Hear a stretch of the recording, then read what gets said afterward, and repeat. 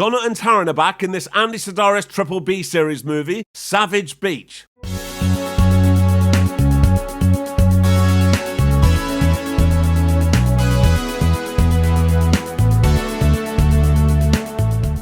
I'm Jay Harangue and I talk about soft porn and stalker movies. You should subscribe. We begin with these two women on bikes approaching this warehouse on the docks. The docks are closed on Sundays, but they need to get in, so they approach these two guys. I'd say it's about time for some refreshments. Works for me.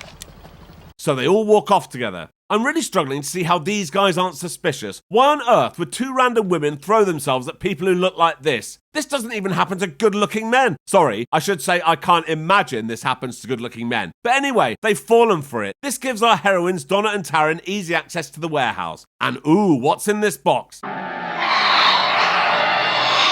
No, it's not a snake. It's pineapples hollowed out and packed full of drugs. So Dona goes into the manager's office. Donna Hamilton, Drug Enforcement Division.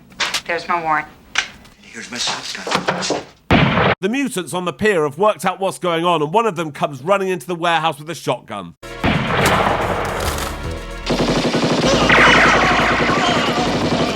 They arrest the other mutant, but looks like the manager and his lieutenant are getting away in the van. Oh, they're still alive. Brilliant. So the girls celebrate this bust in the jacuzzi. Cut to Knox Island Hospital, where they really need vaccines for these kids. So they call Shane Aviation in Honolulu. Honolulu, this is Dr. Santos calling. I'm sorry, Shane is into a new project. Yeah, this is Shane Abilene. Another Abilene? Yep. And this is his new project. He's really up against it. Nice that you can make innuendos on the phone to a doctor who's trying to urgently help dying kids. You piece of shit. Eventually, Shane does come to the phone and agrees to get the serum to Knox Island as soon as possible. So he calls Dona and Taryn and tells them to fly their cargo plane to Knox Island. He's going to meet them at the runway. Why? So he can meet Dona and play who can come up with the worst double entendre. I want you to see the special equipment I have for you. And why is that? Are you comfortable with a big gun? They have their advantages. What? This baby's larger than most anything around. Wow, that's big. Well, I'm not as impressed with size as I am with performance. What? No. Once loaded and cocked, all you need is a steady hand on the barrel. What? And what about the actual shot? You won't be disappointed.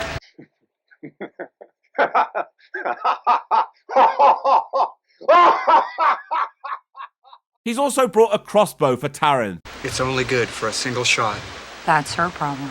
That one doesn't even make sense. Moving on, there's a storm coming, but this is life or death, so they're going to fly anyway. Then we cut to this army base where we meet these people. One issue I have with these films, they're all supposed to follow on from each other, so this is effectively a sequel of Picasso Trigger. Yet they use the same actors, but for different parts, and it gets hard to remember who the fuck is who.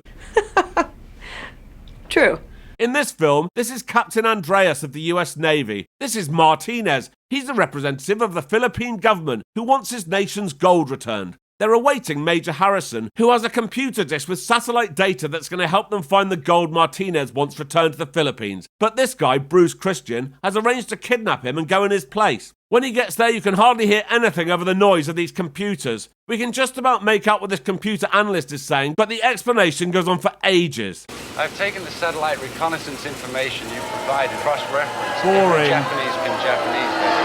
Boring. Information about where the Boring. narrow down the possibility. I hope I've been helpful. Then we meet General Inada, and he's on his deathbed. He tells these two other Japanese guys about how during World War II they stole a load of gold from the Philippines. The gold was sent away on a boat with these three soldiers, and it's been lost ever since. I assume these two guys he's telling about this plan to recover the gold for the Philippines. I don't know what's going on here, but Martinez meets the computer guy afterwards in the desert, gives him a load of money for a copy of the disc, then he blows him up.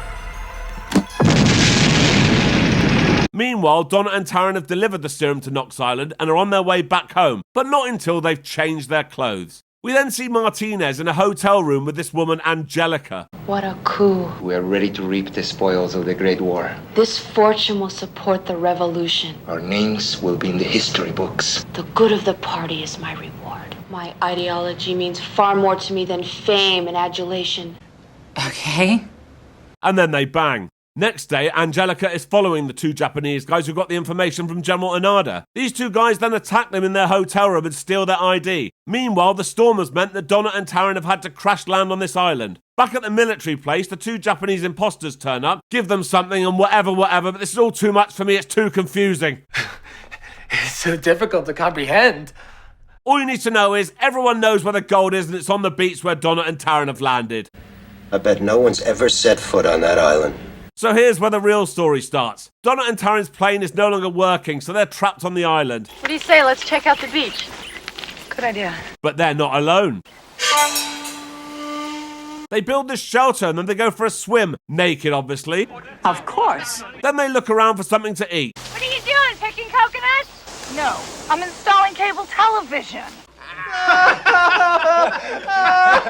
Then they go in the sea with wetsuits, harpoon guns, snorkels and flippers, which I can only imagine were in the survival kit on the plane. Really?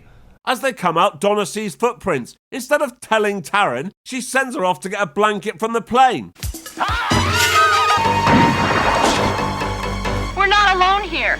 I suspected it earlier. What? Thanks for sharing. Taryn's like, who the fuck is that? He looks more like an animal than a man. Well, he's wearing a shirt and has a sword, so I dispute that. Anyway, they remember they've got the special weapons that Shane Abilene sleazily gave them earlier, so Taryn guards the camp while Dona sleeps. But oh look, it was only a chicken. And don't bother commenting, that's a turkey actually, or I think you'll find that's a rooster. I don't care. Dona and Taryn don't just want to hang around like sitting ducks, so they decide to go and hunt this man down. So they creep around the island for ages with the guy following until Dona gets caught in one of his traps. And here he is. It's the guy from General Inada's flashback earlier who took the gold on the boat during World War II, but with terrible aging makeup on. It looks like they've just glued leather to his face. He could easily kill the girls, but he doesn't, so maybe he's a good guy. But another plane has arrived, and this one's carrying Captain Andreas, Martinez, and Bruce, who's pretending to be Major Harrison. Dona and Taryn see them arrive and decide to follow them. It looks like Angelica is circling the island on a boat, and Captain Andreas has found the girls. Drop it if she's dead. Let's tie him up. Tie this up. Lighten up! Come on! We have no choice. Besides, it might be good for these bimbos. Bimbos? Yep. So they leave the girls tied up while they continue to search the island for the gold. And look, this boat has arrived carrying the two Japanese imposters, plus a couple of others who we don't know, so they'll inevitably be the first two to die. You're absolutely right. Martinez and the Americans think they found something, so they start digging for ages. There's just no need to show all this. The digging goes on and on and on.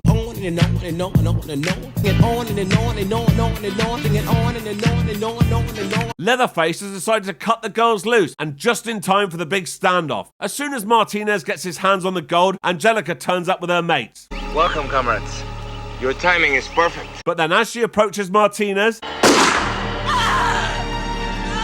If you're wondering what the fuck is going on, it turns out the Japanese imposters knew that Martinez was never planning to return the gold to the Philippines. He had no intentions of giving the gold to anyone but communist insurgents. But Leatherface has killed one of the henchmen, and everyone runs off in different directions. Dona and Taryn have set up a tripwire. Apparently they knew exactly which two trees on the island the Americans would come running through.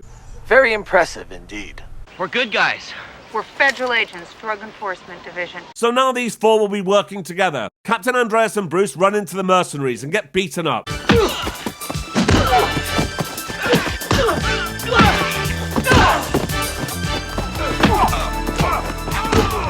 They're about to be killed, but then Dona comes out. Freeze or you're dead! They work out she can't take all three of them, so they rush her. So she takes one of them out. No prizes for guessing which one. Another one of them gets shot by Martinez, who was stuffing gold into his bag. Elsewhere on the island, Taryn has bumped into Bruce. Under different circumstances, I know we could become really good friends. Based on what? Anyway, now Dona, Taryn and Leatherface are chasing Martinez, who's managed to get in this dinghy with the gold. But Taryn takes the dinghy out with her exploding crossbow. It's only good for a single shot. That's her problem. So there's now one mercenary left who somehow managed to creep up on Taryn. Stop her! She died! But Leatherface is there to save her. He runs through bullets to ram his sword into the bad guy's chest. What? So now Leatherface is dying, and his last words are the story of how he's been alone on the island for years, blah, blah, blah. It's irrelevant and unnecessary. It is. Anyway, now that's all done, the girls are going to take the plane back to Molokai Island, and Captain Andreas and Bruce are waiting for a boat. Want to take one more look at that gold before my ship comes to pick it up? Captain, your gunboat's been redirected. Major Harrison, what the hell are you talking about? Bruce Christian, Special Operative CIA. You could radio headquarters for verification now that the gold is secure. So the CIA are getting the gold and these two are going to sail back to Molokai to have dinner with Dona and Taryn. I see. So here they are on the beach celebrating. Shane, Rocky and Patty are there too. It turns out Taryn took 6 of the gold bars for herself and everyone's happy. Yeah! So until next time. Thank you for watching. If you enjoyed this, please like and subscribe and check out this other video. Thank you.